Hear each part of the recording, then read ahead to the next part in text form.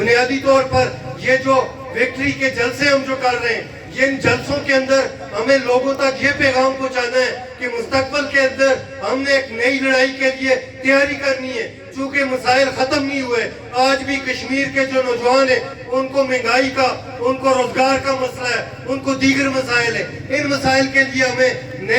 نئے سرے سے اپنے آپ کو منظم کرنا ہے، عوامی ایکشن کمیٹیوں کے اندر، محلے کی سطح کے اوپر، وارڈ کی سطح کے اوپر، گاؤں کی سطح کے اوپر۔ اور دوستوں، میں یہ سمجھتا ہوں کہ جن نوجوانوں نے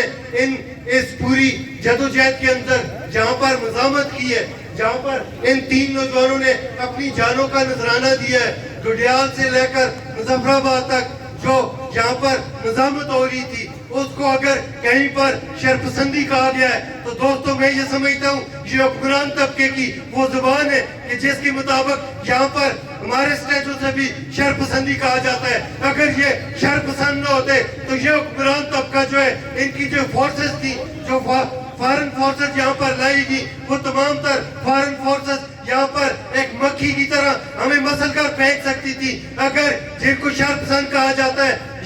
یہ مزاحمت کار تھے جنہوں نے اس مزاحمت کے ذریعے سے اس تمام فارن فورسز کا جو جبر تھا اس کو کچلا، اس کو نیست و نابود کیا۔ ایک واقعہ اگر ڈڈیال کے اندر وہ محنت کش، وہ اس پولیس کے آفیسر کے خلاف، اس اے سی کے خلاف اٹھ کھڑے نہ ہوتے تو یہ محض اب سر نہیں ہو سکتی تھی۔ اس واقعے نے کشمیر کے نوجوانوں کے اندر، محنت کشوں کے اندر جو خوف تھا، جو ریاست کا خوف تھا، اس خوف کو ختم کیا، اور اس خوف کے ختم ہوتے ہی جو نوجوان تھے ان کی طاقت بنی، اور وہ تو اس طاقت نے اس حکمرانوں کو اپنے گھٹنے ٹیکنے پر مجبور کیا اور پوری پاکستانی ریاست کو زخم خوردہ کر کے پیچھے دھکیلا ہے۔ اور آج یہ پاکستانی ریاست اور کشمیر کی ریاست اپنے جو زخم ہے وہ چاٹ رہی ہے۔ لیکن دوستو، اگر ہم ان کی باتوں پہ آتے ہیں، ان کے جو ہتھکنڈے ہیں،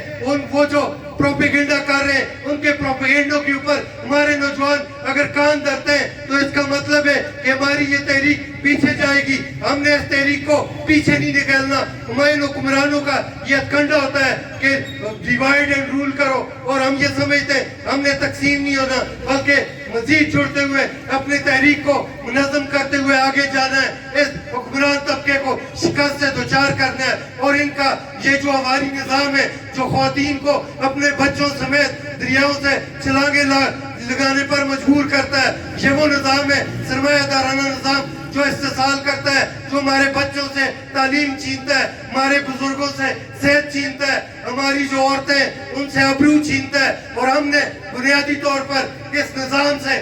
ان حکمرانوں سے ان کا نظام چھین کر اس پر ایک کاری ضرب لگا کر اپنے بچوں کی، اپنے بوڑھوں کی، اپنی عورتوں کی جو ابرو ہے وہ بچانی ہے۔ علم جدوجہد فتح۔